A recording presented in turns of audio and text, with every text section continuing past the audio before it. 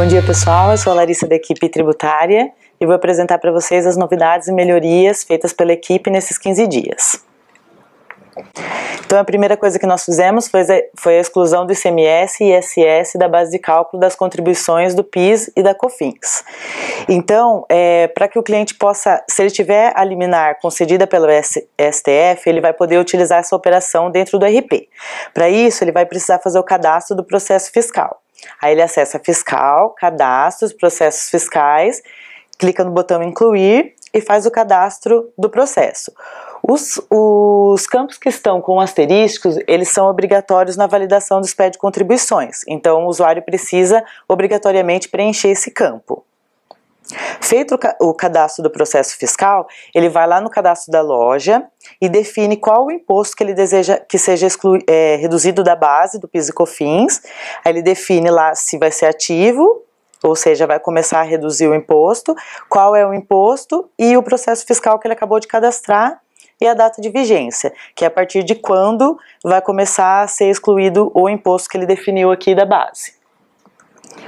Então aqui é um exemplo de uma nota fiscal, que todas as notas faturadas de nota mercadoria, serviço e baixa da venda vão passar após o parâmetro habilitado a ser emitidas com a redução da base.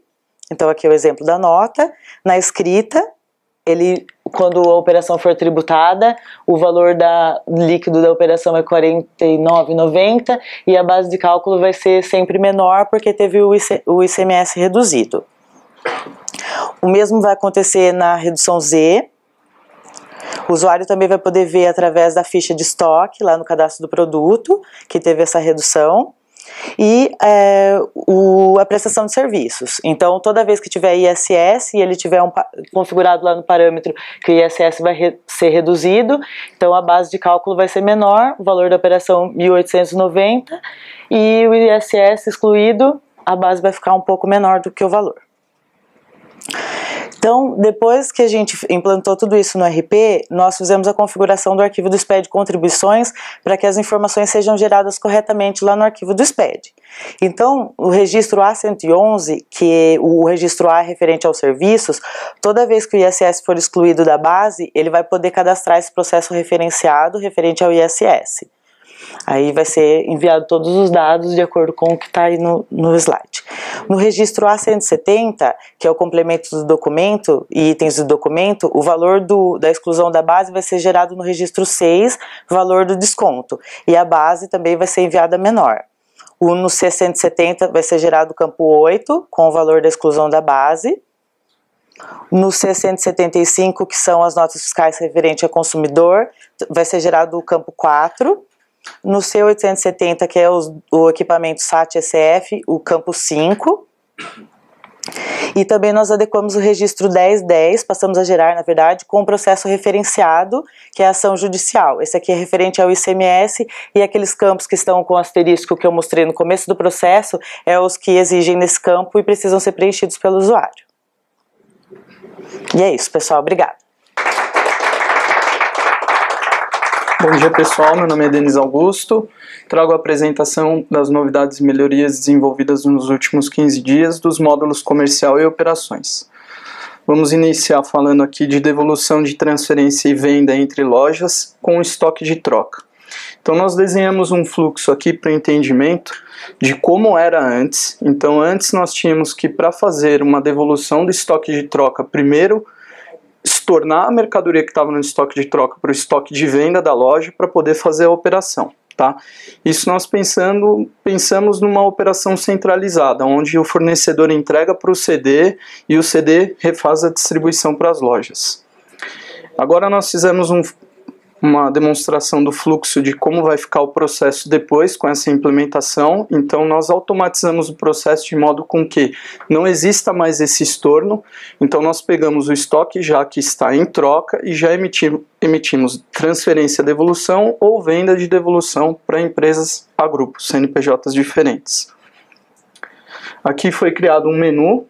Então, dentro de estoque NFE, tanto para venda entre lojas, quanto para transferência entre lojas, tem a opção de estoque de troca e estoque de venda. Falando um pouquinho agora sobre cadastro de produtos, código de referência alternativo. Então implementamos essa melhoria, onde é possível cadastrar código de referência alternativo para o mesmo produto, do mesmo fornecedor, pensando num cenário onde a pessoa tem uma tiragem de uma revista semanal, porém muda a edição a cada semana, então mais ou menos nesse conceito. De forma com que a gente automatize o processo, que é onde não é encontrado pelo código EREAN, e a referência principal seja diferente que está no XML, a gente consiga integrar o XML. Falando um pouquinho agora do processamento de compra de mercadoria em consignação, também automatizamos o processo, então integramos agora os CFLPs 1.113 e 2.113 para compra de mercadoria adquirida de consignação mercantil dentro e fora do estado, de modo automático. Então aqui uma exemplificação já das notas já implementadas através do processamento XML. E terminando, falando um pouquinho sobre compra.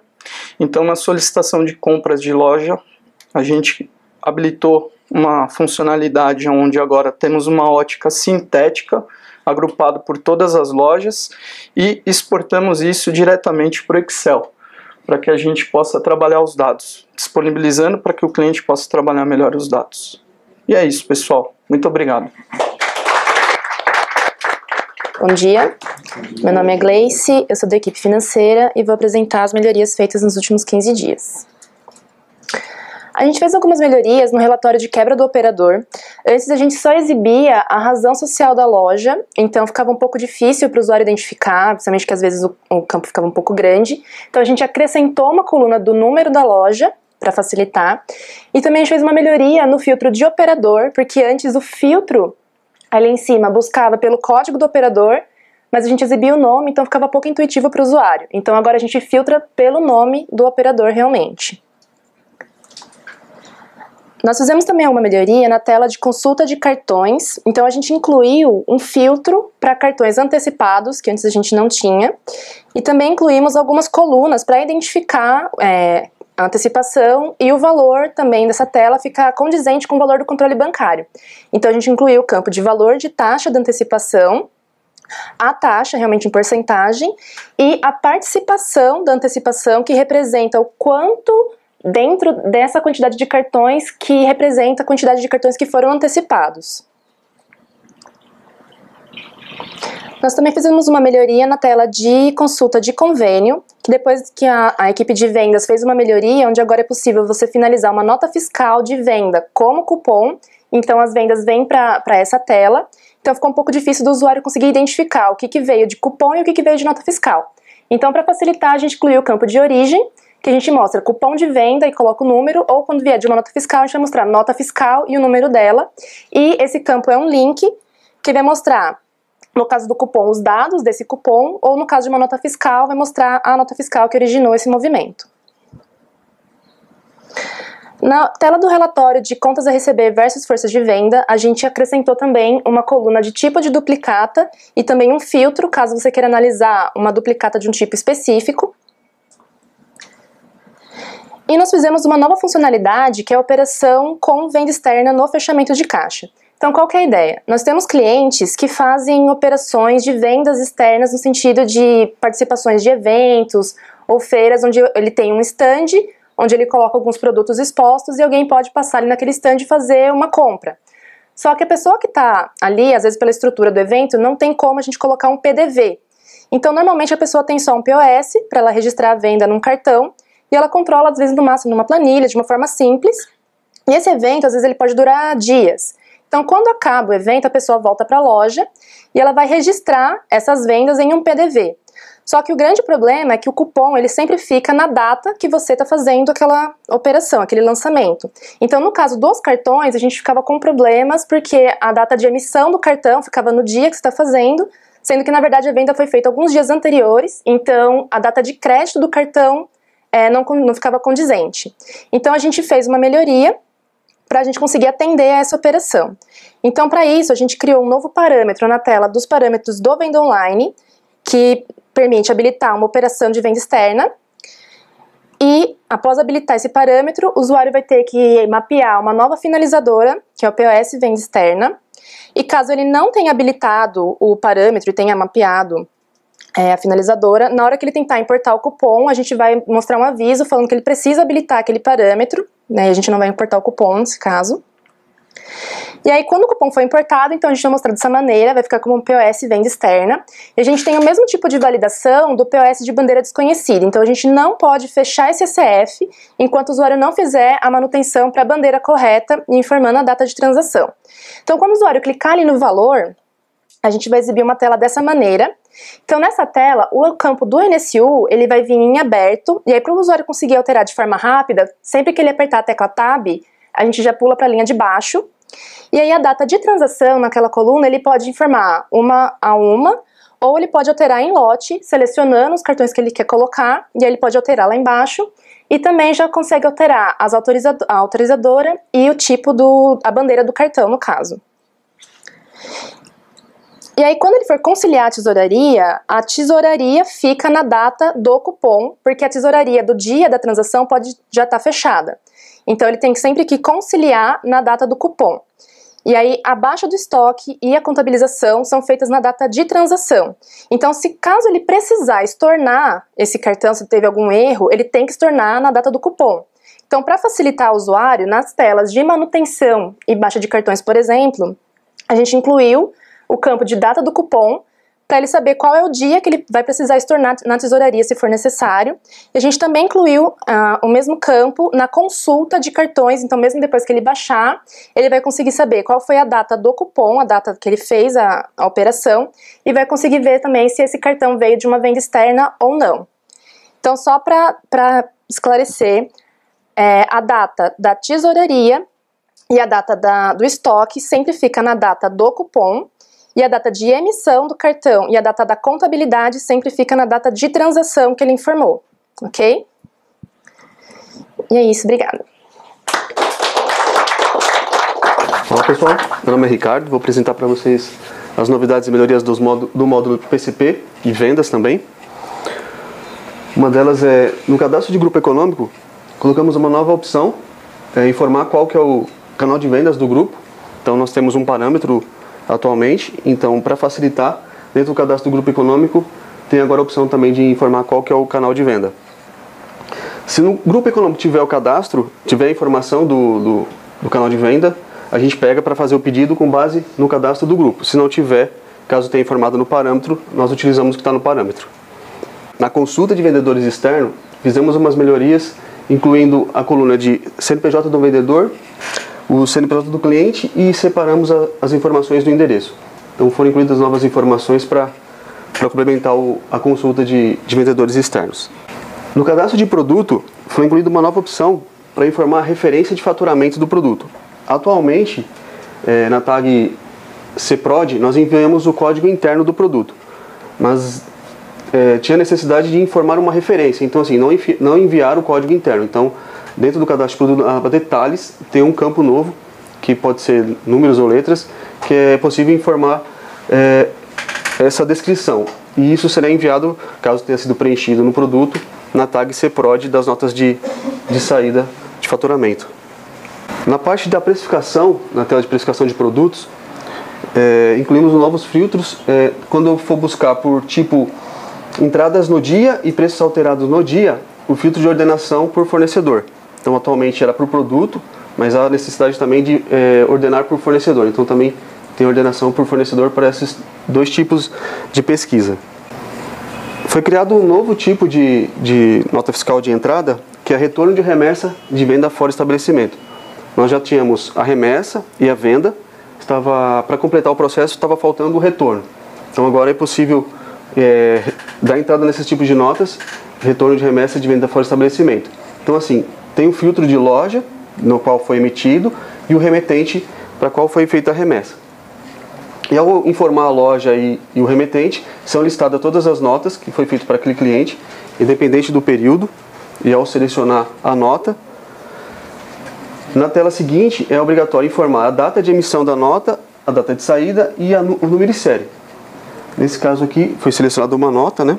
Formada uma nota. Aí é bem simples, porque o retorno normalmente é com base na remessa. Não muda muita coisa do que foi emitido. Aí tem os dados para a conferência, que é com base na nota que foi selecionada. Aqui a visualização da nota e o que é gerado nessa nota. Movimentação de estoque, a escrita fiscal e contabilização. São essas 3 informações que são geradas nesse tipo de nota fiscal de retorno. Agora eu vou falar para vocês sobre um pouco do PCP. Na ordem de produção, na consulta, foram incluídas novas opções de visualizar, gerar separação, e o cancelamento da AOP. Dentro da AOP, também colocamos a opção para gerar a ordem de separação. Então, ao selecionar o produto que será feita a produção, na listagem dos insumos, ao informar as quantidades que serão feitas a separação, na parte inferior tem a opção de gerar a separação dessa AOP. Ao clicar na opção, vem a confirmação se quer gerar ou não a separação. E o status da AOP, sem a opção de editar, fica com o status em separação. Aí na própria consulta das AOPs, tem os status ali, que é em separação e em digitação. Aí assim, na tela de separação, na ordem de separação, tem um novo tipo, que é a ordem de produção. Então, ao listar, nessa tela, serão listadas todas as AOPs que são criadas na ordem de produção. Aí, ao clicar na OS, são listados todos os itens que foi feito na AOP e colocar a quantidade. Na finalização, que aí no caso, mudará o status da AOP para separado. Então, assim, a ordem de separação já existe, incluímos um novo tipo, que é a ordem de produção. Então, praticamente, é um novo tipo e com um novo menu. Então, o status da AOP muda para separado com base no que acabou de feito a separação lá. É isso, pessoal. Obrigado. Então, bom dia, pessoal. Eu sou o Ernesto. Eu sou da equipe Fênix e eu vou apresentar para vocês as novidades e melhorias nos produtos e-commerce e no Cosmos. As 2 primeiras melhorias com relação ao e-commerce dizem respeito aos banners. Então, agora a gente permite que o administrador possa mudar a ordem dos banners lá no e-commerce. Essa mudança pode ser feita tanto na tela de consulta de banners, que ele pode ajustar a ordem através de drag and drop, ou então na tela de detalhes do banner, onde ele pode definir a posição em que ele vai aparecer. A segunda melhoria com relação a banner é que antes todo banner, quando o usuário clicava, era aberto na mesma aba que ele estava. Agora você pode dizer se um banner deve ser aberto em uma aba diferente, uma aba separada. As outras melhorias foram com relação a listas. Agora o usuário pode tanto deletar uma lista que ele criou por completo ou deletar itens de uma lista. E a gente criou uma facilidade também que antes, para adicionar um item a uma lista, ele sempre precisava ir à tela de detalhes do produto. Agora ele consegue adicionar a lista através de qualquer cardzinho desse que ele vê na tela. Ele vai no canto, vai lá adicionar a lista, aí abre aquele pop-upzinho com a lista que ele quer adicionar, ele escolhe a lista que ele quer adicionar, adiciona e já fica salvo. Tudo via Ajax. E as últimas melhorias foram com relação a e-mail. Agora, quando o cliente realiza uma compra e aquele determinado item não tem em estoque lá no e-commerce, ele vai ficar destacado em vermelho com a quantidade 0, dizendo que aquele item lá não tinha em estoque. E a segunda melhoria com relação a e-mail é que agora, se o usuário tiver o número de WhatsApp cadastrado lá no RP, vai aparecer em todos os rodapés de e-mail do e-commerce. Obrigado.